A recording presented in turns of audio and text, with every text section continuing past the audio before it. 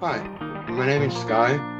RHE podcast helped me out in a difficult situation earlier this year, and I'd like to tell you about it. My dog was old.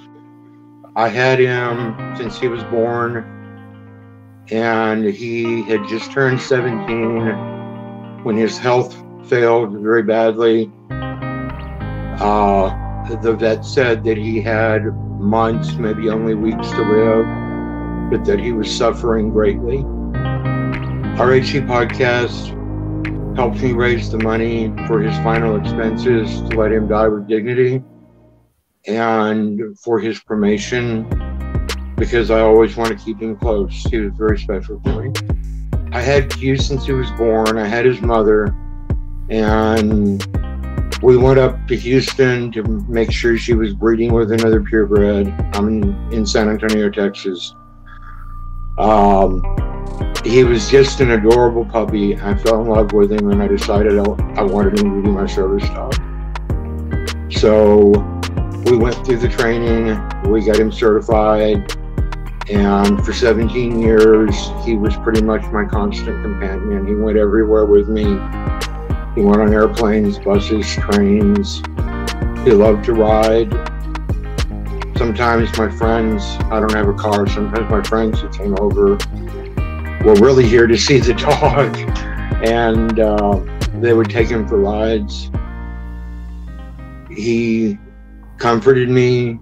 He could read my emotions with uncanny precision, and he seemed to know just what to do when I was anxious or depressed or stressed out.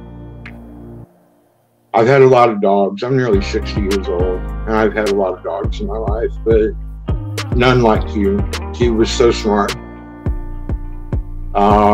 Had he not passed, next summer I was going to take him to Boston to the Canine Intelligence Center and have him formally put through the paces. But yeah, he started sleeping with me when he was only 6 weeks old.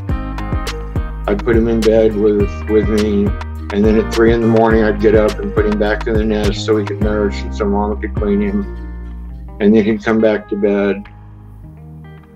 So the attachment was very strong, and the sense of loss I felt was horrible. I was frozen when the vet told me he was getting ready to die. I knew I wanted him to quit suffering. The guys at RHE Studio were able to come up with the money I needed in just one day. It was a miracle. I want to thank the guys at the studio for helping me out with a tablet. I'm a blogger, and I've been having to blog from my phone, which is really inconvenient. And I'm an atheist, and my blog is atheist content. Isaiah is a Christian, but we're able to see eye to eye. I have a lot of respect for him, and I believe he sees me as a person and not as a label that I wear. I think that's a really awesome thing, because so often when people are from different faith backgrounds, there's friction, and we just don't have that. He's so easy to get along with and so likable, and he really wants to help people. He genuinely does. And I think we need more Isaiahs in the world. People who just want to help because it's the right thing to do. What I've learned about Isaiah in the time I've known him is that even if we may not agree on a single point, we can still have civil discourse. We can agree to disagree. Our different faith backgrounds do not harm our relationship. If anything, they probably enrich it. He is compassionate and he empathizes.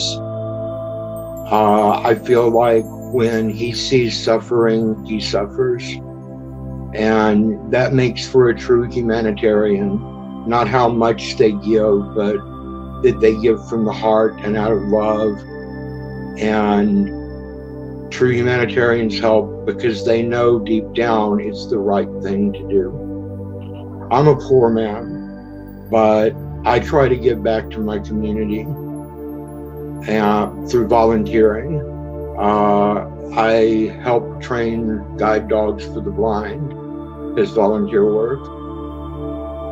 So Isaiah and I are on the same page as far as we both realize that it's up to us to make the world a better place to live. It's up to each single person to give what they can, whether it's financial assistance, whether it's of their time, whether it's helping out an elderly neighbor or helping a woman you see struggling with groceries and 5 screaming kids. Giving back, whether in big or little ways, is going to make the world better for all of us. That's part of my personal philosophy, and I think Isaiah would agree that it's part of his.